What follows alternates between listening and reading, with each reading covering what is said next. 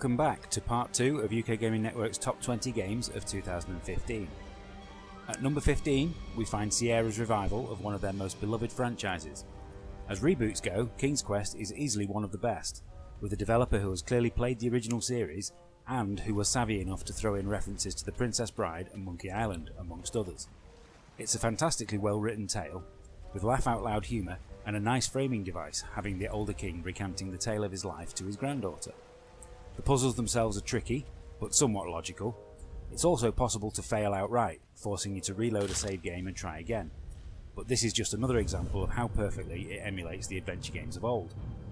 The one downside is how long it has taken for Chapter 2 to arrive, but the first chapter itself is long enough and self-contained enough to make it an easy recommendation anyway.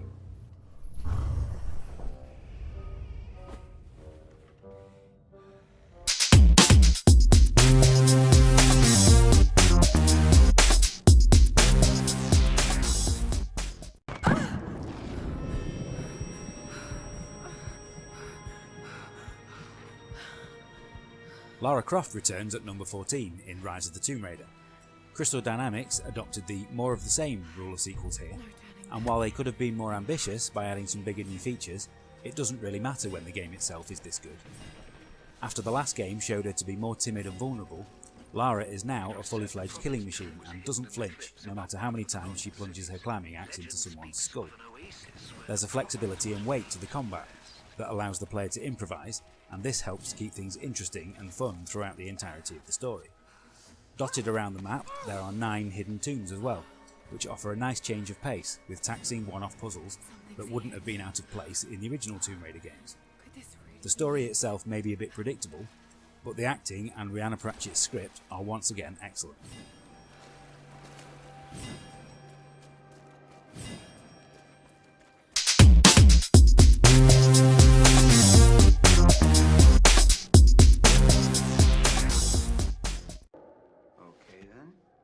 See what happens. Ashley, since you're a recent convert, why don't you be our medium for today? PlayStation 4 exclusive Until Dawn is at number 13, which is the kind of game that we wish big publishers would make more of. It plays like someone took a David Cage game and shook all the philosophical rubbish out of it, and has clearly been made by a team who are big horror movie fans. There's a lot of baggage that comes from labelling something as an interactive movie, but this is the closest that you'll ever get to actually playing one. If you were to have a checklist of everything required to make a good slasher film, then this ticks every box. Group of annoying teenagers? Check. Plucky and resourceful heroine? Check. Isolated and foreboding location? Check. Cleverly though, it flips your expectations, and although it features some truly gory deaths, it's actually your ultimate goal to not see any of them and help everyone survive the night. It's also arguably the most technically impressive game of the year on any system. How are we supposed to help? I don't know. What does it mean? We need to know who it is if we're supposed to help them.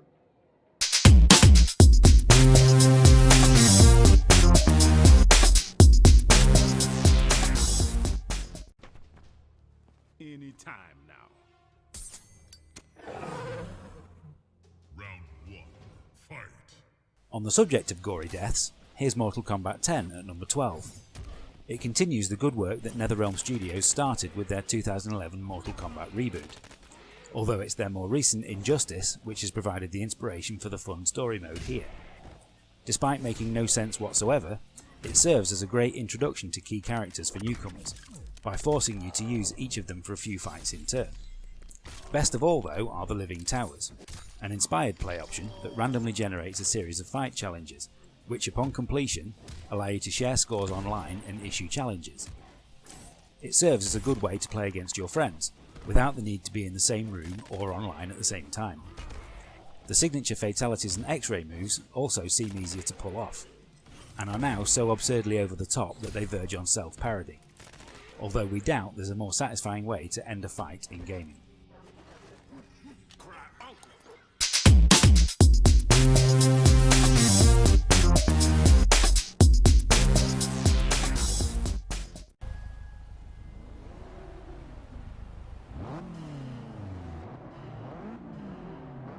Finally, rounding out part 2 at number 11, we have Forza Motorsport 6. After both Project Cars and F1 2015 brought realistic rain into the world of driving games earlier in the year, The arrival of Forza 6 took it to the next level. This is the first game we can remember where ploughing through a puddle at speed actually affects your handling.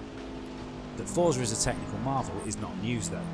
We're used to this series offering gorgeous visuals and impeccable handling. What is surprising is just how much more fun than previous games it is. In addition to the inclement weather, Turn 10 Studios have added a whole bunch of new tracks and features, including night driving, that have increased the variety to such a degree that the career mode doesn't get boring. The brand new circuit around the streets of Rio is a particular highlight. If, like us, you felt that Forza 5 was a major disappointment, then Forza 6 has more than made up for it.